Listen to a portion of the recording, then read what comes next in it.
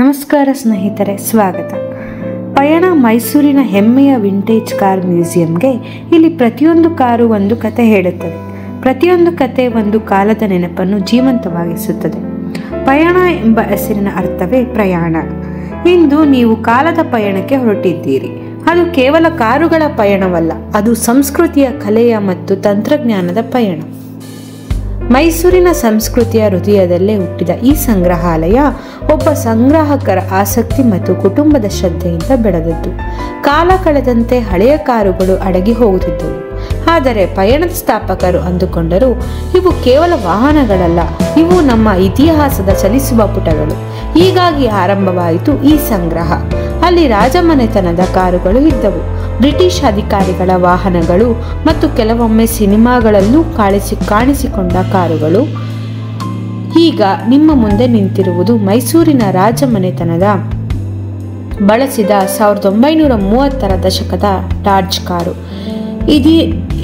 ಇದರ ಉದ್ದವಾದ ಬೋನೆಟ್, ಹೊಳೆಯುವ ಕ್ರೋಮ್ ಗ್ರಿಲ್ ಮತ್ತು ಚರ್ಮದ ಕೈಯಿಂದ ಹೊಲಿದ ಆಸನಗಳು, ಪ್ರತಿಯೊಂದು ಅಂಶವೂ ಕಾಲದ ಶಿಲ್ಪಕಲೆಯ ಉದಾಹರಣೆ. ಆ ಕಾಲದಲ್ಲಿ ಕಾರುಗಳು ಕೇವಲ ಪ್ರಯಾಣದ ಸಾಧನಗಳಲ್ಲ, ಅವು ಒಂದು ಸ್ಥಾನಮಾನ, ಒಂದು ಗೌರವದ ಚಿಹ್ನೆಯಾಗಿದ್ದವು. ರಾಜರ ಕಾರು ಎಂದರೆ ಅದು ಶಕ್ತಿಯ ಸಂಕೇತ. ಅದು ಚಕ್ರಗಳ ಮೇಲೆ ಚಲಿಸಿದ ಒಂದು ರಾಜ್ಯದ ಸಿಂಹಾಸನ.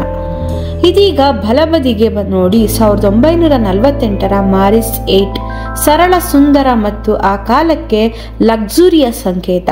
ಈ ಕಾರು ಭಾರತದಲ್ಲಿ ಸಾಮಾನ್ಯ ಜನರಿಗೆ ಆಡಂಬರದ ಸವಾರಿ ಎಂಬ ಕನಸನ್ನು ನೀಡಿತ್ತು. ಇದರ ಪಕ್ಕದಲ್ಲೇ ಆಸ್ಟಿನ್ A40 ಸ್ವಾತಂತ್ರ್ಯ ನಂತರ ಭಾರತದ ರಸ್ತೆಗಳ ಮೆಚ್ಚಿನ ಕಾರು. ಅದರ 1200cc ಎಂಜಿನ್ ಇಂದಿಗೂ ನಾದ ನೀಡುತ್ತದೆ. ಪಯಣದ ತಾಂತ್ರಿಕ ತಂಡದ ನಿಖರ ಸಂರಕ್ಷಣೆಯಿಂದ ಈ ಕಾರುಗಳು ಇನ್ನೂ ಜೀವಂತವಾಗಿವೆ. ಪ್ರತಿಯೊಂದು ಕಾರು ಇಲ್ಲಿ ಸ್ಟಾರ್ಟ್ ಆಗುತ್ತದೆ. ಆದರೆ ಇವು ಕೇವಲ ಪ್ರದರ್ಶನವಲ್ಲ, ನಿಜವಾದ ಚಲಿಸುವ ಇತಿಹಾಸ. ಹಳೆಯ ಸಿನಿಮಾಗಳನ್ನು ನೆನಪಿಸಿಕೊಳ್ಳಿ. ಆ ರಾಜಮಾರ್ಗದಲ್ಲಿ ಓಡುತ್ತಿದ್ದ ಬಿಳಿ ಕಾರು, ಅಲ್ಲೊಂದು ನಟಿ, ಇಲ್ಲೊಂದು ನಾಯಕ. ಅದರ ಪಕ್ಕದಲ್ಲೇ ಇರುವ ಈ 1955ರ ಶೆವ್ರೋಲೆಟ್ ಮೈಸೂರಿನಲ್ಲೇ ಚಿತ್ರೀಕರಿಸಿದ ಚಿತ್ರದಲ್ಲಿ ಅಭಿನಯಿಸಿದೆ.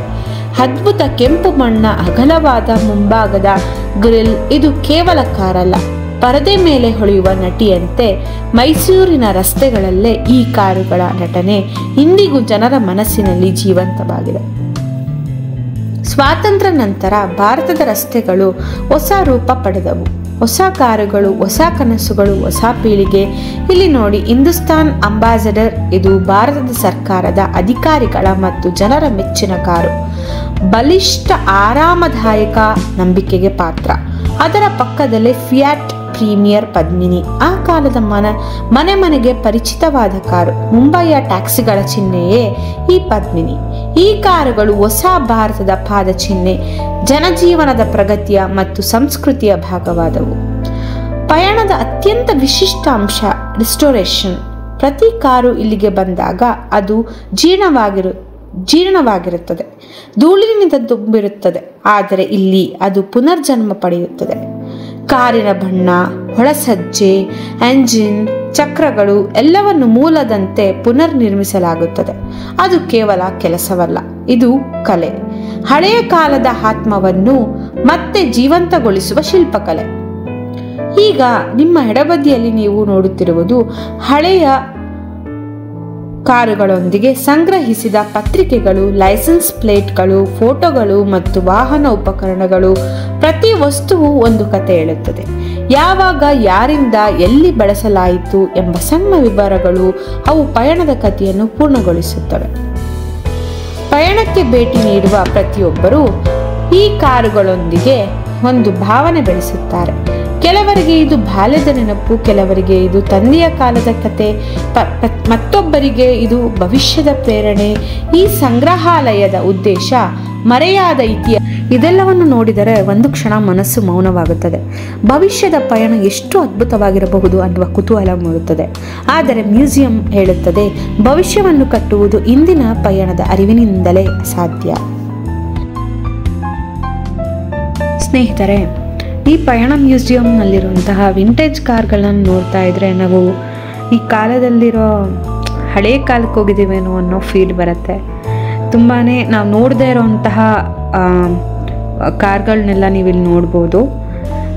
ಇದು ಒಂದು ಮ್ಯೂಸಿಯಂ ಇರೋದು ನಮಗೆ ತುಂಬಾ ಖುಷಿ. ಯಾಕಂದರೆ ನಾವು ನೋಡಿಲ್ದೇ ಇರೋವಂತಹ ಕಾರ್ಗಳು ಈಗೂ ಇತ್ತ ಮುಂಚೆ ಅನ್ನೋದನ್ನೆಲ್ಲ ನಮಗೆ ಇಲ್ಲಿ ನೋಡಿದಾಗ ಗೊತ್ತಾಗತ್ತೆ.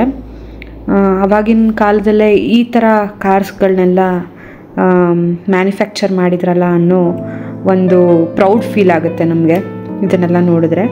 ಎಲ್ಲರೂ ಇದು ಈ ಮ್ಯೂಸಿಯಂನ ವಿಸಿಟ್ ಮಾಡಲೇಬೇಕು. ಇಲ್ಲಿ ನಿಂತಿದೆ ಹಳೆಯ ಬೈಕುಗಳು. ರಾಯಲ್ ಎನ್ಫೀಲ್ಡ್, ಲ್ಯಾಂಬ್ರೆಟಾ, ಜಾವಾ, ಪ್ರತಿಯೊಂದು ಬೈಕ್ನಲ್ಲೂ ಒಂದು ಎಂಜಿನ್ನ ಶಬ್ದಕ್ಕಿಂತ ಹೆಚ್ಚು ಇದೆ, ಒಂದು ಆತ್ಮ.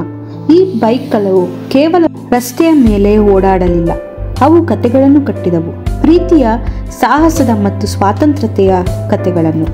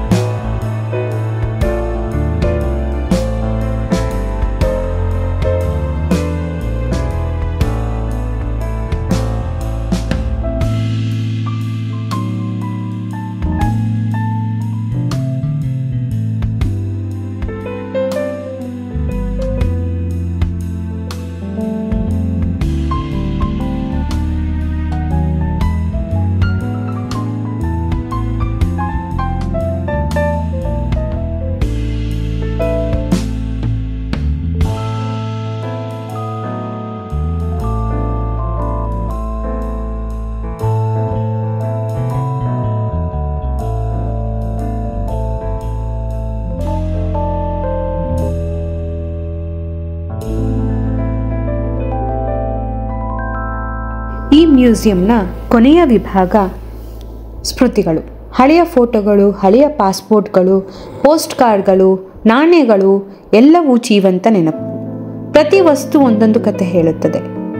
ಯಾರಾದರೂ ತಮ್ಮ ಮೊದಲ ವಿದೇಶ ಯಾತ್ರೆಯ ನೆನಪು ಬರೆದಿದ್ದಾರೆ, ಯಾರಾದರೂ ಪರ್ವತಾರೋಹಣದ ಭಾವನೆ ಹಂಚಿಕೊಂಡಿದ್ದಾರೆ. ಗೋಡೆ ಮೇಲಿನ ಒಂದು ಸಾಲು ಗಮನ ಸೆಳೆಯುತ್ತದೆ. Soft slow tone. ಪ್ರತಿ ಪಯಣ ಒಂದು ಕತೆ. ಅದು ಕೇವಲ ಮಾತಲ್ಲ, ಅದು ಜೀವನದ ಸಾರಾಂಶ. ಪ್ರಯಾಣ ಎಂದರೆ ಹೊರಗಡೆ ಹೋಗುವುದು ಮಾತ್ರವಲ್ಲ, ಅದು ಒಳಗಿನ ಅರಿವಿನ ಪಯಣ. ಮ್ಯೂಸಿಯಂನಿಂದ ಹೊರಬರುತ್ತಿದ್ದಾಗ ಮನಸ್ಸಿನಲ್ಲಿ ಮೌನ, ಆದರೆ ತುಂಬ ಸಂತೋಷ.